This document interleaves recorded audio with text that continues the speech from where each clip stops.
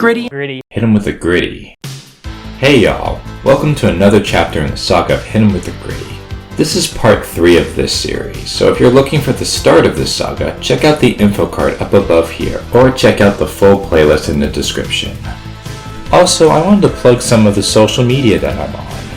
As always, you can find me on X or Twitter, but now I joined the bandwagon and I'm on Blue Sky. I use both of these sites to connect with various best ball content creators, many of which I've mentioned in the credits of previous videos.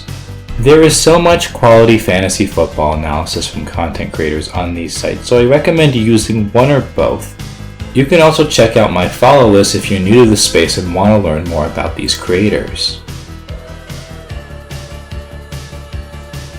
I also give updates on Hit 'em with the Griddy, live react to games, and post previews for future videos. Check out both accounts by clicking here or checking the video description.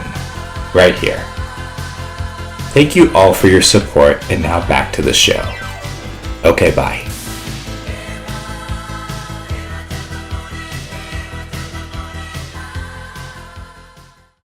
It is December and the fantasy football season is approaching its end. We have had some winners, some losers, and some sleeping giants. Best ball player and head of the Griddy school, Hit 'em with the Griddy 18, has had great initial success in Underdog Fantasy's tournament, Ball Mania V.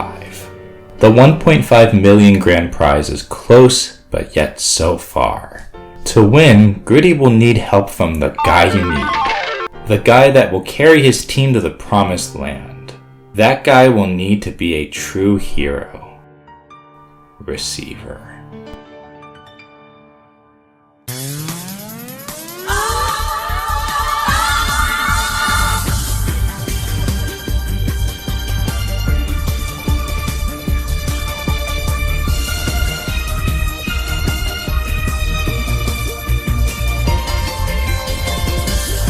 Jackson keeps.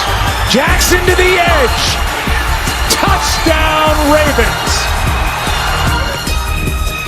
Pressure. Wide open. Touchdown. Mark Andrews. Here's a home run shot for Bateman. Touchdown Ravens.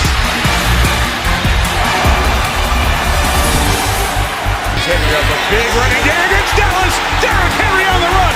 Hadley and Lewis chasing on the 40 and the 30. He will score! Jefferson, it's a foot race downfield with Brown. Shifting gears, getting a block, that's 6. 97 yards!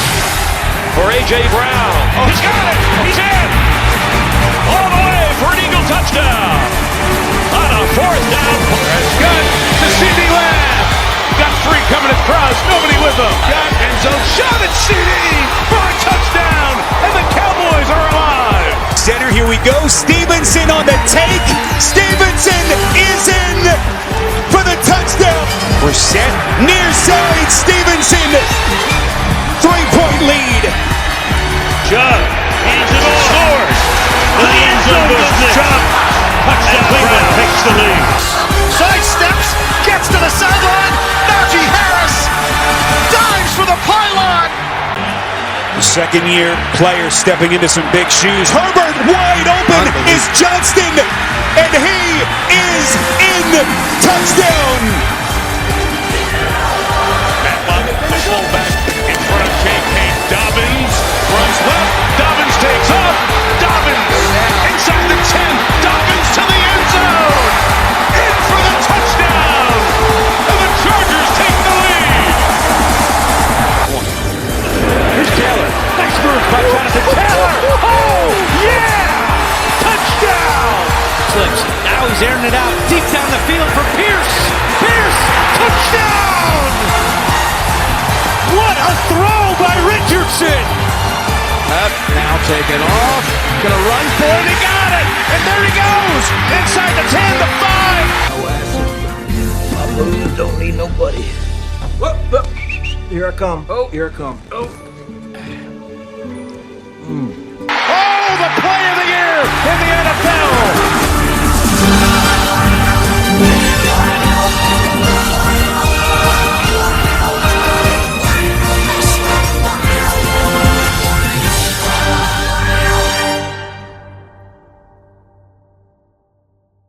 And when everyone's super, No one will be. After these messages. After these messages. After these messages. We'll be right back. Stay tuned. Hey everyone, I'd like to clarify something in this part of the Ballad of Chase Claypool right now, so I don't have to repeat myself too much later. The data I will show in this part will not match the full data for round 1, as it's Thanksgiving break and I'd like to get to recording as soon as possible before my 2 teaching jobs pick up during final exams. This means all games after the Monday Night Football game in Week 12 will not be considered and will lead to a discrepancy in Week 15. Nonetheless, I feel 85% of the first round is a good enough representation of how this regular season has gone. Now back to the show. After these messages, we'll be right back. Okay, bye. Before I get into the heroes and villains of Best Ball Mania 5, let's set the stage for the upcoming playoff rounds. Griddy, as of Week 12, has gone down to the field expectation for advancement, but he's still above many players this season. In the previous part, I emphasized the importance of the last 3 rounds of the best ball season, but I downplayed a bit about how round 1 advancing affects your odds to make the championship. Let's talk about the pros and cons of high round 1 advance rates. Here are 4 scenarios that have differing round 2 advance rates, with A being a really strong hit, B being the average expectation, and D being nearly the worst case scenario. Having a higher round 2 advance rate improves your chances of having more teams into round 3. This includes a 35% increase between scenario A and C of having 1 team in Week 16, doubling your chances of having 2 teams in Week 16, and a 10 times chance of having 4 teams in Week 16. However, almost all teams, regardless of their round 1 advance rates, will have between 1 and 4 round 3 teams. Only 1 of 13 teams in round 2 is a very big filter, especially when 5 out of 6 teams on average are already eliminated in round 1. Let's check the odds of advancing from round 3 to the championship round 4. Having more round 3 teams does not increase your round 4 odds linearly and has diminishing returns, but generally having more teams multiplies your odds. When we compare scenario B to one of the highest advancing rates in Best Ball Mania, we see an even worse discrepancy in expected round 3 advance rates. For example, FFB Wizard advanced nearly 80 teams into round 2 and has around a 48% higher chance of advancing 1 team into round 3.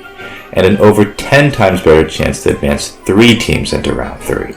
The odds of either Matic, Liam, or even Griddy having more Week 16 teams than him is pretty poor. Matic in particular would need to advance 6 times higher than Wizard in Week 15 to match his expected Week 16 teams. Maybe I'll just auto-draft next year. Let's look at some of the top advancing NFL players for round 1 and how a guy like Wizard concentrated these players. Wizard advanced so high primarily due to his very high exposure of many of the high advancing players. If Wizard advanced the majority of the 78 teams he's currently advancing in Week 12, here is his exposures for round 2 of the playoffs.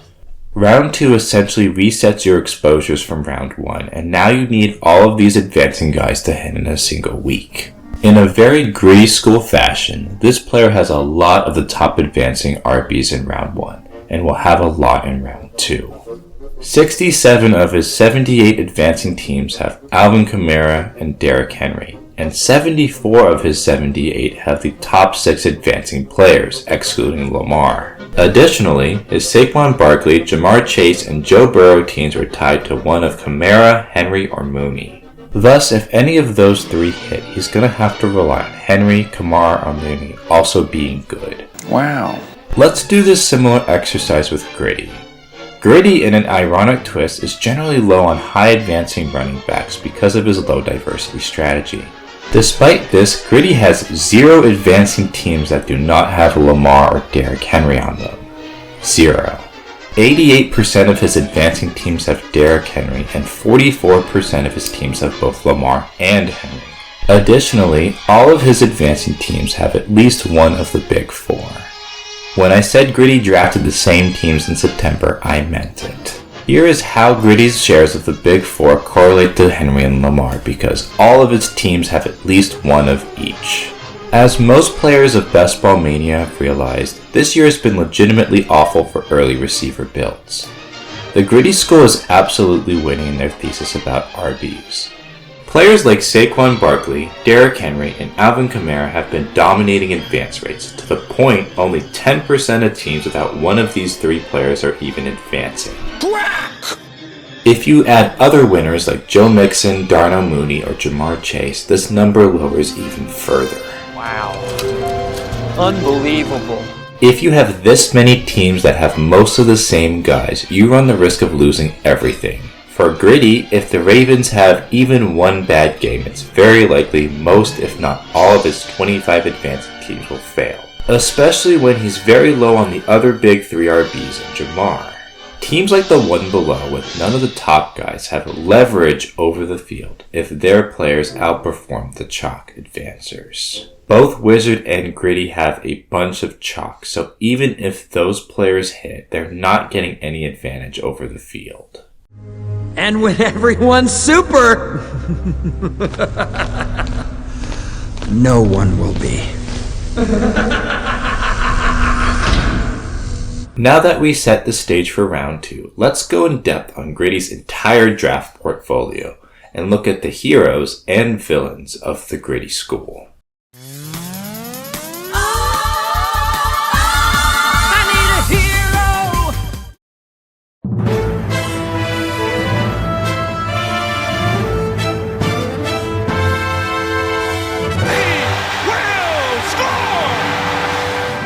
Let's start with Griddy's Big 4. These are his only 4 players he drafted in the first round. His 4 hero receivers. This includes the Griddy master himself, Justin Jefferson, the Eagles alpha, AJ Brown, Cowboys legend, CeeDee Lamb, and the top drafted rookie receiver, Marvin Harrison Jr. After 12 games, here are how these players shake up relative to their draft positions. Outside of Marvin Harrison, these 4 have been generally successful with pretty solid advance rates. Most are solid in yards, receptions, touchdowns, and stats like yards per route run. Marvin Harrison Jr. might not advance on Griddy's teams, so this hero might soon turn into a villain. Let's look a little further down the draft board into the early and middle rounds. In the early and middle rounds, Griddy was very dedicated to triple elite QB and tight end, and of course, hero receiver. I've already talked about how QBs and tight ends don't separate as much, so I'm going to stick to running back and wide receiver for this segment. Unlike several other heavy RB members of the Griddy school, Griddy opted to draft only a few RBs in this range, very much in line with 0 RB drafters. Like his 4 hero receivers, he has 4 hero RBs. When you look at Griddy's RB rankings from August, you can see how the Big 4 came to be.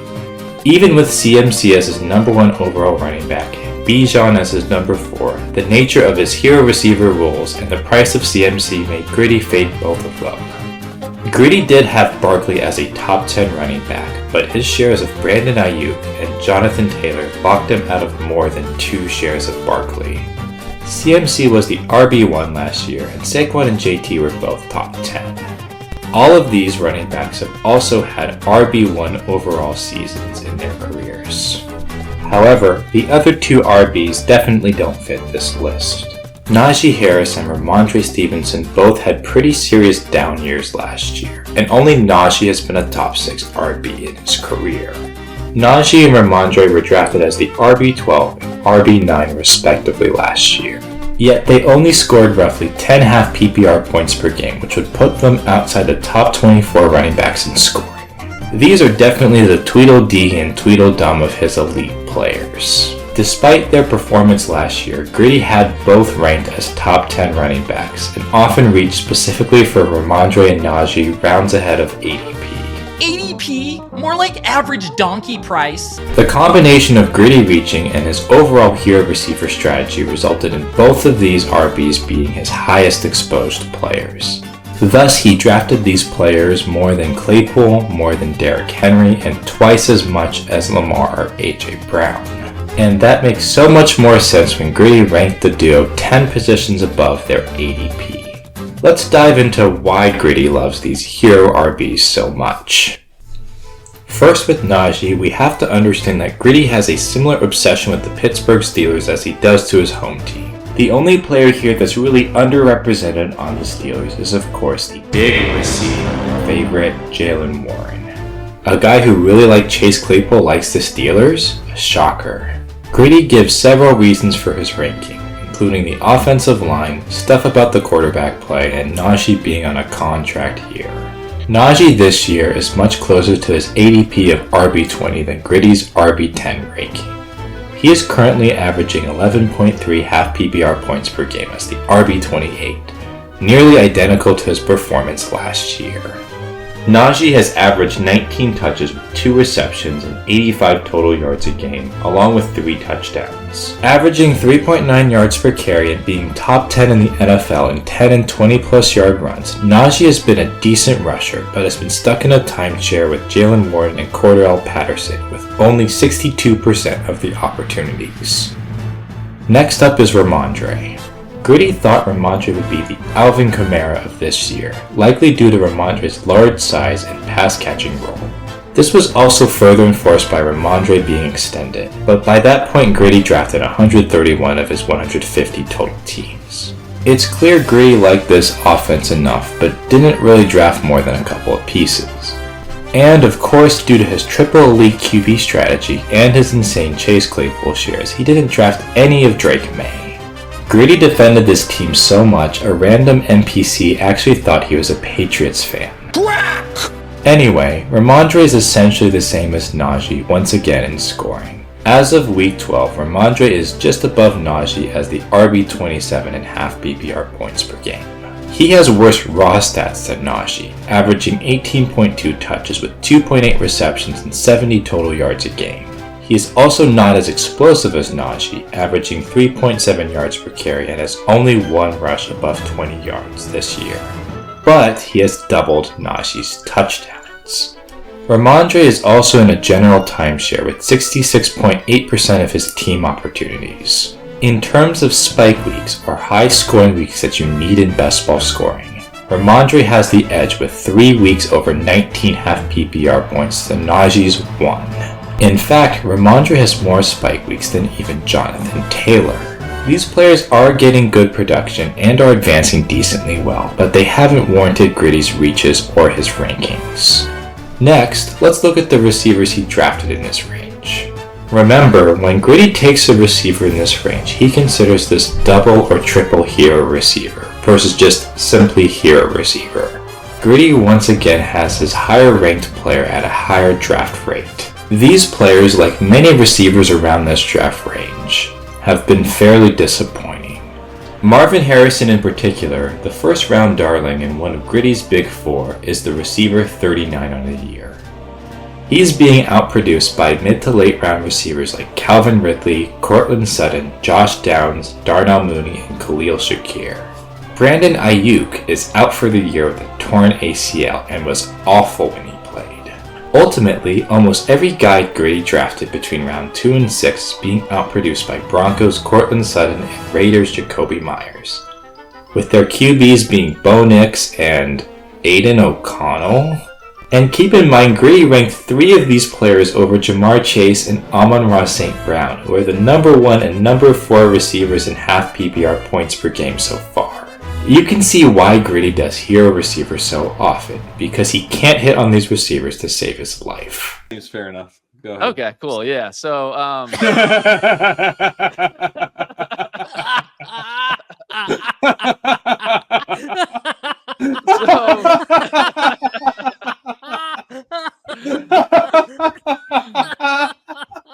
again, I didn't make this slide. The independent judges put this together, but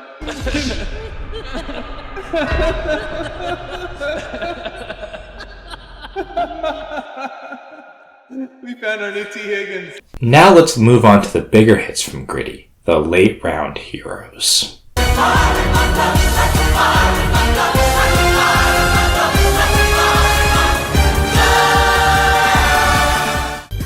Late round picks in Best Ball Mania. due to their vastly varying draft spots over the offseason and their general variance in scoring are essential picks to hit on in fantasy football. We saw Kyren Williams and Puka Nacua completely dominate Best Ball Mania last year, and while no player looks even close to that, there are still some hits, especially at receiver this year. Let us first look at Griddy's late RB heroes, starting with Javonte Williams. Griddy's obsession with Javonte Williams is one of the more extreme takes I've seen from him. Javonte had a much lower ADP than Rhamondre and Najee and has not produced at any significant level in his entire NFL career. This is the Chase Claypool of Kyren Williams. His exposure and his ranking of Javonte are honestly worse than Claypool. How can you rank an RB that high whose past season after a brutal injury resulted in single-digit fantasy points? Javonte was coming into a 3-man committee, had barely produced in the NFL even as a top 24 running back, and was on an offense with a very poor projected amount of points. Griddy defended his Javonte bags by disparaging every other running back in this backfield. Certainly there was no other way any other running back could take over this backfield. Well, this year for Javonte has been completely insane. I know he's been memed to death, but dear lord, some of these stat lines are actually unhinged. In week 12 he rushed for a total of 8 carries for -2 yards. Me and Griddy rushed for more yards than this star player. Not to mention Javonte has been splitting carries and receptions between rookie running back Audric Estime, veteran Jaleel McLaughlin, and even quarterback Bo Nix. This has resulted in a 55% opportunity share, meaning almost half of the time he isn't even able to receive the ball. The best part is Griddy was actually still right. Javonte is indeed leading the team in touches and rushing yards. Audric Estime has fumbled twice in this season, and once in the preseason, and barely saw the field last week. But does it matter if Javonte's averaging 13 touches, 58 combined yards a game, under 4 yards a carry, and only 3 touchdowns? He's the RB 35 in half PPR points per game, way behind guys like even Najee or Rhamondre, and he's genuinely a worse rusher than both of them. But in best ball, you can't even fade Javonte because he has 3 spike weeks, with one of the highest of any of the 3 running backs I mentioned. He was ironically the RB6. The answer to this backfield is I want to die. 24 games. McLaughlin back atop your screen. McLaughlin. Estime the back, quickly outside. Estime the back, 1st and 10. Williams out of the backfield. Wilson was driving. Burton the back, 3rd and 8.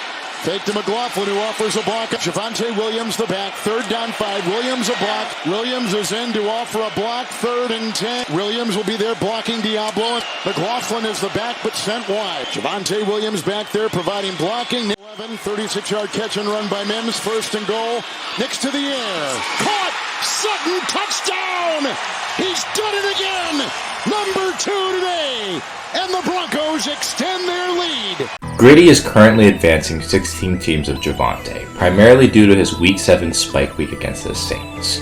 We'll see if Sean Payton doesn't lose his mind in the playoff weeks. Griddy's other RBs in this range have varied as you'd expect for later round picks. James Conner has done well for his draft range with several really good spike weeks.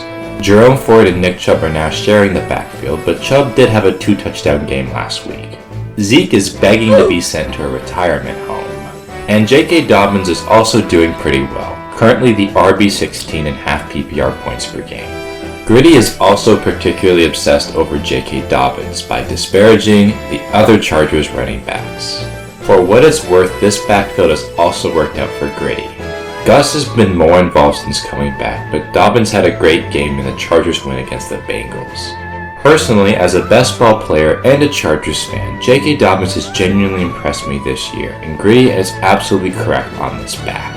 Dobbins is on pace for 244 carries and 43 receptions, so he's very close to Griddy's 300 touch number. He is one of the biggest hits of the late rounds with a 28% advance rate.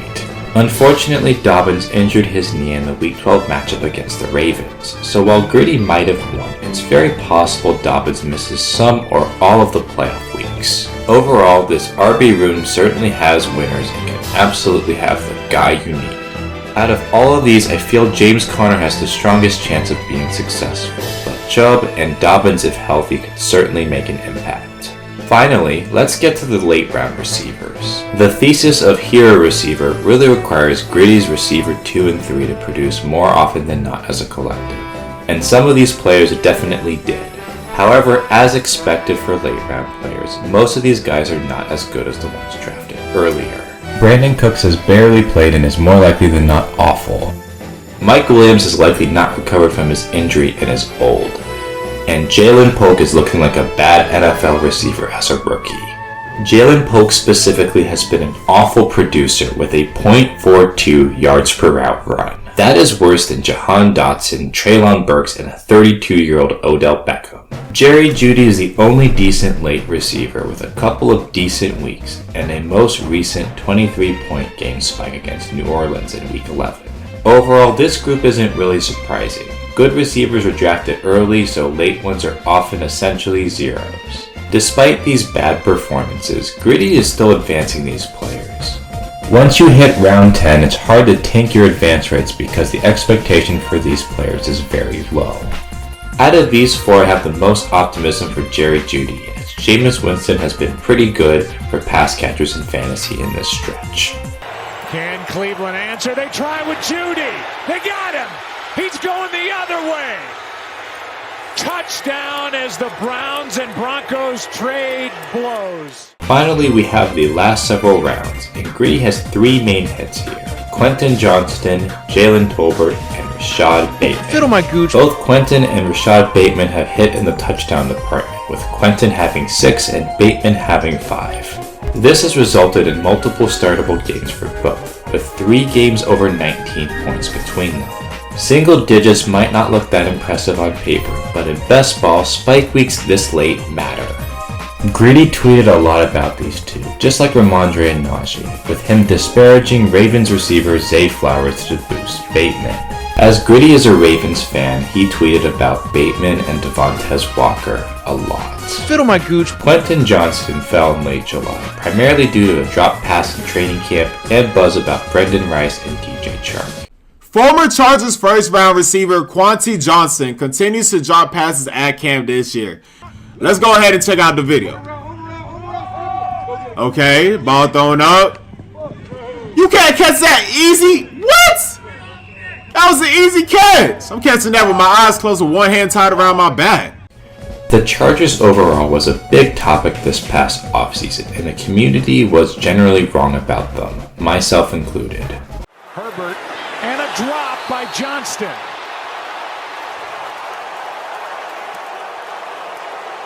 They haven't been able to get the ball to Johnston tonight. The burden for the O-line. There's Johnston, can't hang on to that. He was losing his footing at the top of the route and then stumbling. Here's Herbert. Here's Johnston. The real reason why Shark is up is because Quentin Johnston just is so ass. I mean, he is so ass. Nonetheless, it's pretty funny how much Griddy liked my team this year as a fan. It's nice to be included. Take my zeros with style points, so I take Brennan Rice. Bateman, speaking of terrible wide receivers. One Pro Bowl nomination for DJ Shark. and more fantasy points for DJ Shark than for T. Higgins. I mean, you can't argue with the numbers. Along with these two, Jalen Tolbert has done decently well for his draft price, with a few usable weeks.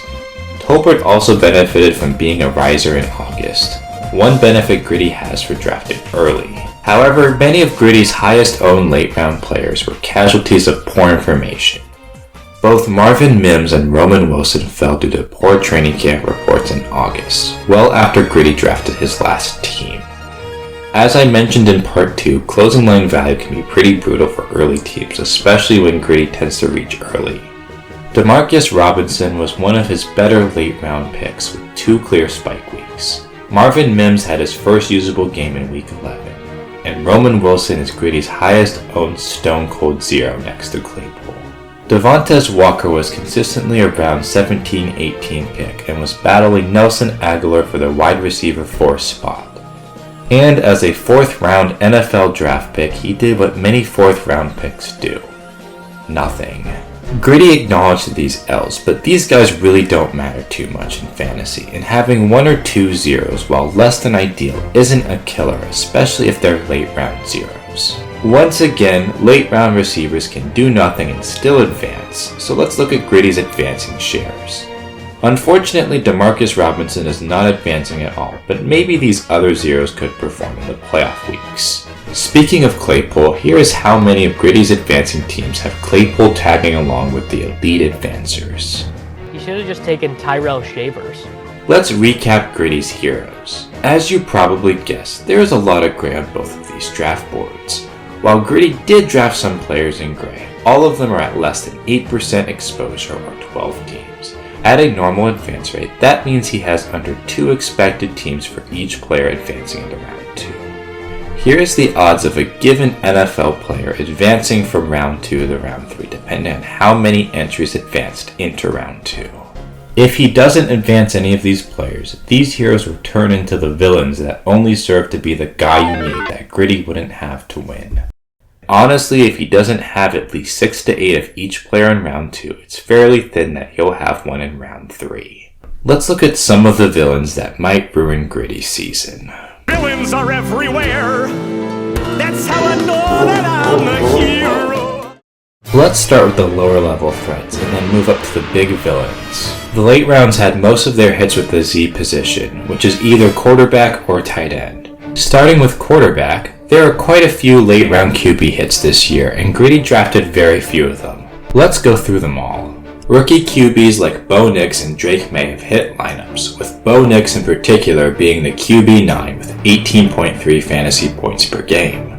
Veteran Sam Darnold is right behind them with 17.9 points per game. Baker Mayfield was the biggest hit at QB in the late rounds with 21.7 points per game as the QB4. And Geno Smith sits solidly at 17.4 points per game. Moving up the draft board, we have quarterbacks like Jared Goff, Justin Herbert, and Tua Tagovailoa who aren't trailing too far behind. But Griddy advanced hot on Justin Herbert and Jared Goff, so I'm not counting them as true villains. And finally, we have the high-end rookies Jaden Daniels and Caleb Williams, along with the up-and-coming Jordan Love.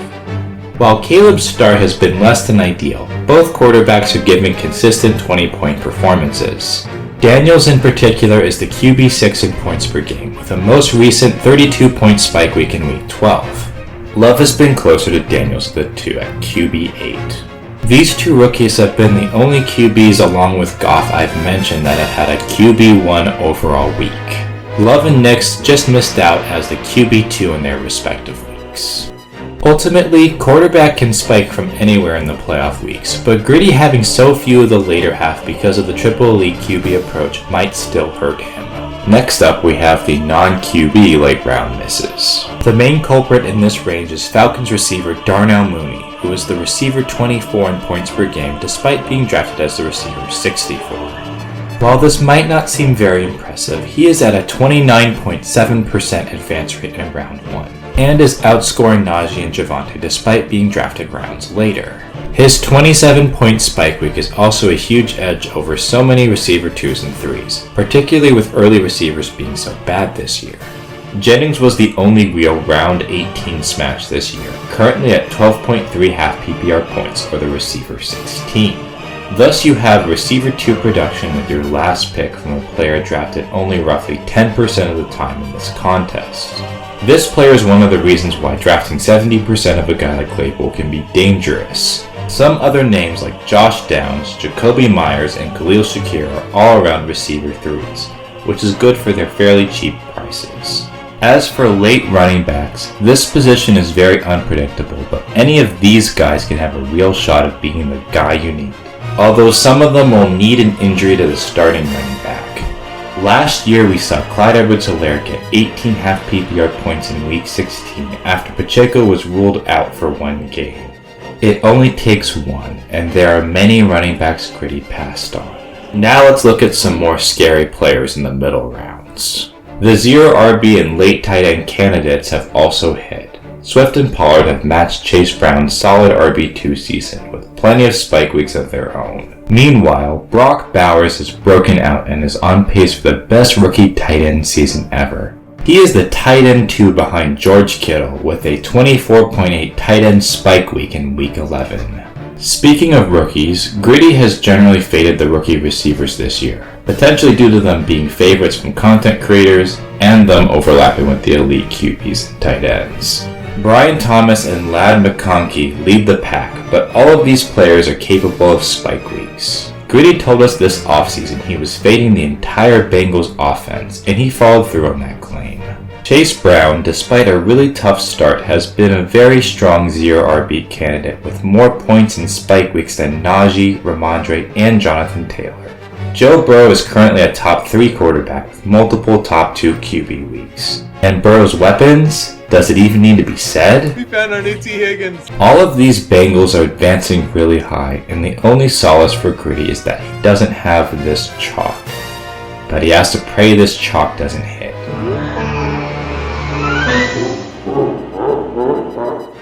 Let's continue with the early to middle round villain RBs.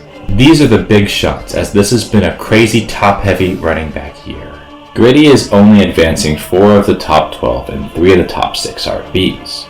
Only one of his 25 advancing teams has a top 12 running back that's not Derrick Henry, and that team has Chase Claypool.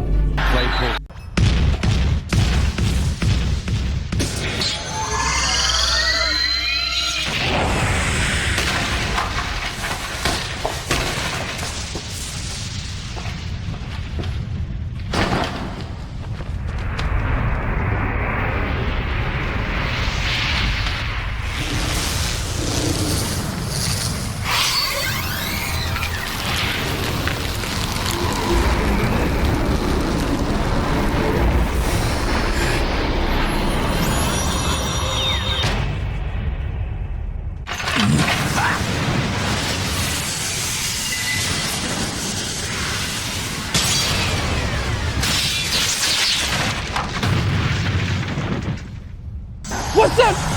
What's up? What's up? Coming on it. Coming on it. Line it up.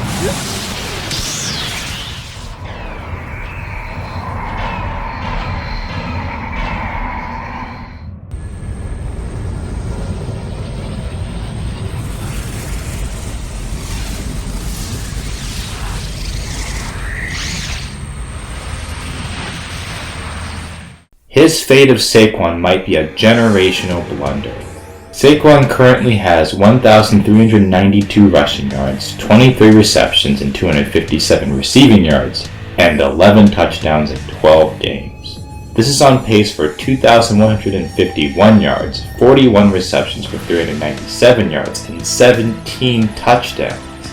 He is RB1 on the year, is the top advancing player, and has multiple 30-point spike weeks. I faded Saquon too, so I hope for me and Griddy's sake he doesn't explode in the playoff weeks. Finally, let us discuss his early receiver and tight end fades. Griddy's exposures for tight end are very strange based on his August rankings. He is quite low on Laporta and McBride, despite them being ranked by him as top 3 tight ends. And despite him ranking Kelsey low, he drafted a good amount of him. Additionally, his Kelsey teams are some of the worst scoring teams I've seen on Best Ball Mania Database this year. Wow. Like the top 12 running backs, Griddy only advanced 5 of the top 12 receivers and only 1 of the top 6 receivers. As the thesis of hero receiver is to wait until round 8 to draft your second receiver, it's not surprising he faded so many of them this early. However, all of these players have the serious potential to bury him, especially when many are paired with Griddy's guys like Henry and Lamar. Any of the players Griddy didn't draft or didn't advance can become the guys you need, and will become the villains that defeat Griddy's heroes. Thank you so much for playing my game. I hope you enjoyed this overview of Griddy's heroes and villains. Let me reiterate what Griddy needs to win from part 1. He needs both his guys to stay healthy and provide enough spike weeks to advance first in each of his pods. Additionally, Griddy has to avoid a major 30 or 40 point spike week from his villain. If a villain has a spike week, it's pretty likely one or more of Griddy's opponents will have them and outproduce his guys. By round 3, most of the teams in Griddy's pods are also going to be very good, so it's very unlikely Griddy's opponents will be weak enough for that villain spike to not matter. Ja'Marr Chase has already shown the capacity for 50-point spike weeks this year. He also showed this spike week in week 17, the year Liam Murphy won Best Ball Mania 2. Plenty of guys I mentioned in the villain section have that capacity this year, and there could be a villain around any corner. And worst of all, he could be any one of us.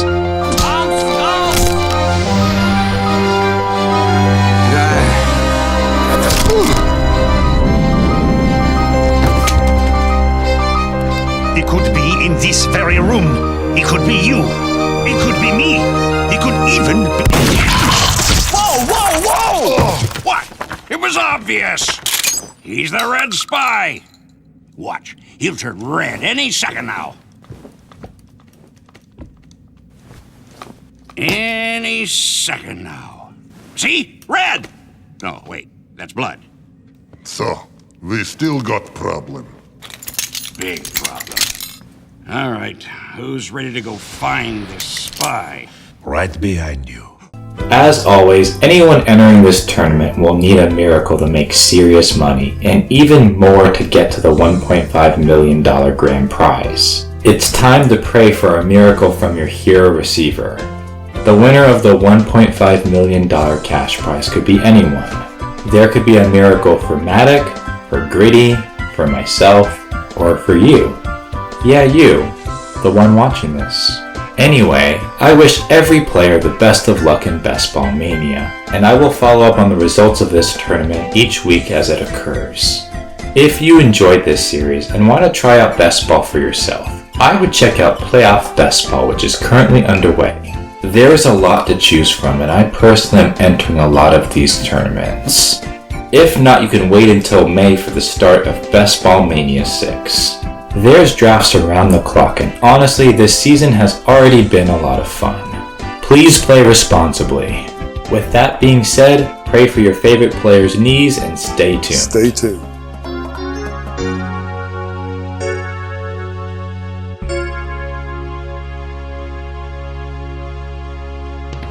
Maybe I'll just auto draft next year. Thank you so much for playing my game.